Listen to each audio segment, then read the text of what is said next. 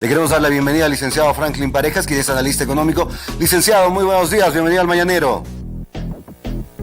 Hola, buenos días. Un gusto saludarles y por su intermedio a toda la teleaudiencia de Chuquisaca. Mire, en realidad yo creo que una de las situaciones que tenemos que tener claridad en este momento es que las leyes constituyen medios para un fin mayor.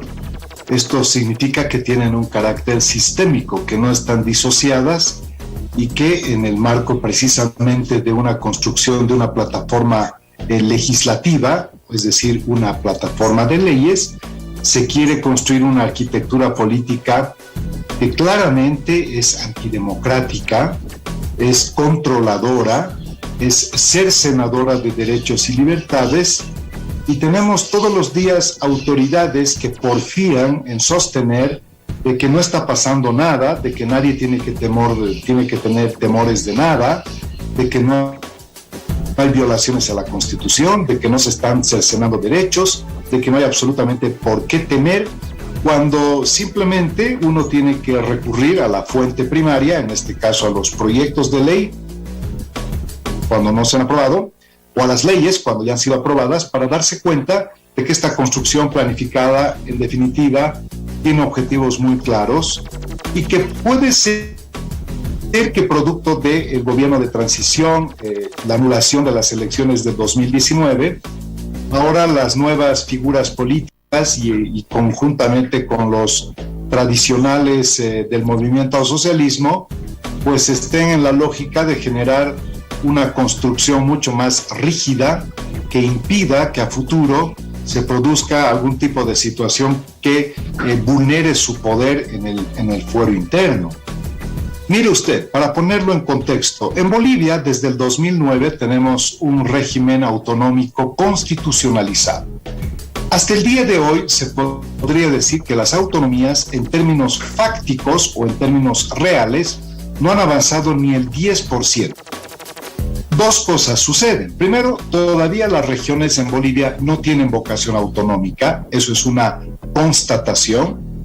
Y segundo, desde el centralismo no se han generado acciones para precisamente dar la posibilidad de que el andamiaje autonómico empiece a adquirir vigor en las regiones. Entonces, por un lado no hay un interés y vocación autonómica y por otro lado no hay un interés de que realmente las autonomías empiecen a surgir. ¿Por qué? Hay que preguntarnos por qué. Porque para un gobierno, un proyecto político concentrador de poder, las autonomías suelen ser contrahegemónicas. Un gobierno hegemónico ve un riesgo en las autonomías porque las percibe contrahegemónicas, porque las autonomías tendrían una gran cualidad, que sería romper el hiperpresidencialismo y romper el hipercentralismo. Pero para que haya una verdadera autonomía se requieren dos condiciones inobjetables. Primero, tiene que haber una desconcentración del poder, y la desconcentración del poder no significa asignar a las regiones, a los departamentos o a los municipios competencias, que eso está establecido en la Ley Marco de Autonomías. No es cuántas competencias tienes, sino cuánta capacidad tienes para asumir esas competencias. Eso se llama desconcentración del poder. Y la segunda condición para el andamiaje autonómico es un genuino y verdadero pacto fiscal. Como no hay desconcentración del poder, no hay descentralización fiscal, es decir, no hay posibilidad de que el andamiaje autonómico adquiera vigor.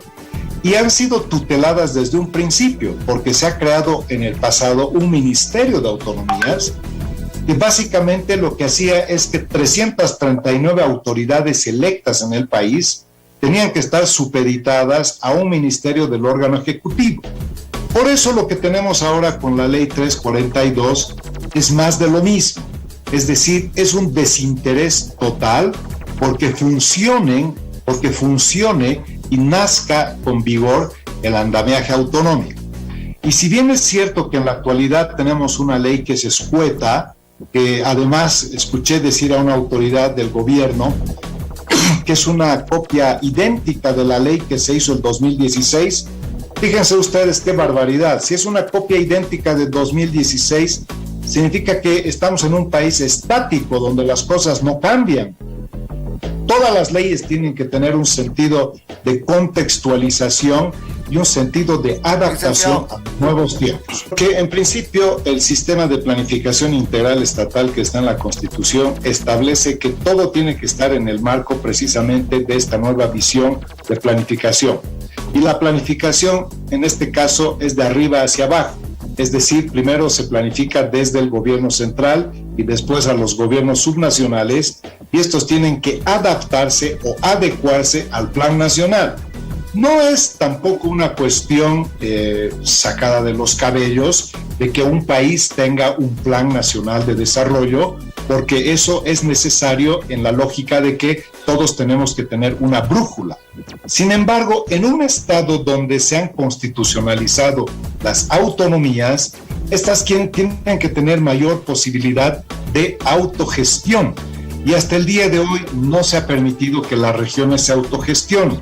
Si usted lee este proyecto de ley, lo que dice es que además los estamentos autonómicos o las entidades territoriales autónomas y las universidades tienen que adecuar sus planes, siendo que ya los tienen, a esta nueva ley.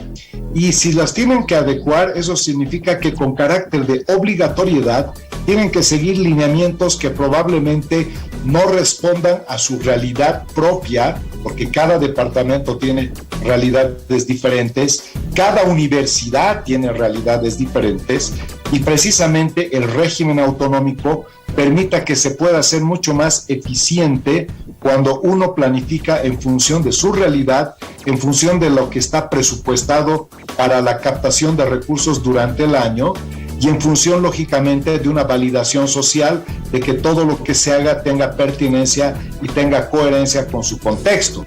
Pero si te vienen a decir en el plan nacional, estos son los lineamientos y usted se adecúa en 120 días, y además todavía no nos han dicho cómo va a ser el asunto de las transferencias o la tutela económica. Entonces, hay una cuestión difusa y confusa, como todas las leyes que últimamente estamos viendo, y solamente como un apunte que no es menor. ¿Por qué se tiene que promulgar una ley en un feriado a las 2 de la mañana si supuestamente se están haciendo leyes que no tienen absolutamente nada que cuestionar? Son las cosas que están enervando a la población. Puede que estén generando en algunos casos un exceso de susceptibilidad, es posible, pero ¿por qué hacer las cosas de una forma en la cual siempre se tiene que generar dudas y sospechas cuando lo que se debería hacer en un país con autonomías es convocar a espacios de diálogos y concertación, no solamente cumbres políticas, sino convocar a mesas de negociación con los actores principales? ¿Y quiénes son estos? Las autoridades electas. Por algo, pues, el país a nivel subnacional ha elegido a sus gobernadores, a sus asambleístas departamentales, a sus alcaldes, a sus concejales. Pero exacto, todos estos actores que forman parte del espíritu autonómico no han sido tomados en este proyecto de ley, y con toda razón, pues hay mucha susceptibilidad, temor y obviamente exacto, ahí está, pues, dudas muy fundamentadas. Licenciado, le quedamos agradecidos, que tenga una excelente jornada, muy amable. El gusto de saludarlos es todo mío, y un cariñoso abrazo a mi tierra azul. Que les estén bien.